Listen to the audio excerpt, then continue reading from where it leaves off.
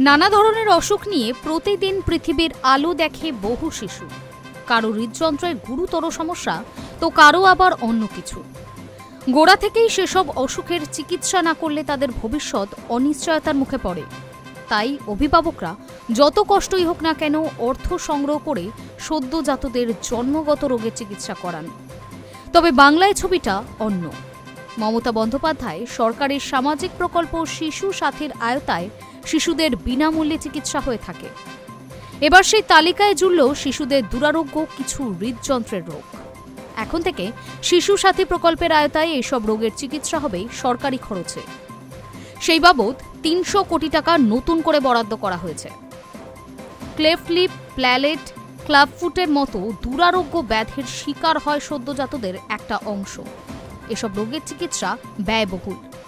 সরকারি হিসেব অনুযায়ী অন্তত ৬৩,০০০-এরও বেশি শিশু এসব রোগে ভুগছে। এবার থেকে এসব রোগের চিকিৎসা হবে সরকারি খরচে, অর্থাৎ অভিভাবকদের কোনো চিন্তার কারণ নেই। বিভিন্ন সরকারি হাসপাতালে একেবারে নিখরচায় শিশুদের জটিল হৃদরোগের চিকিৎসা হবে। শিশু সাথী প্রকল্পে এই খরচের জন্য বাড়তি অর্থ বরাদ্দ করা হয়েছে। বৃহস্পতিবার মুখ্যমন্ত্রী সোশ্যাল মিডিয়ায় পোস্ট করে এই সুসংবাদ জানিয়েছেন। High news network.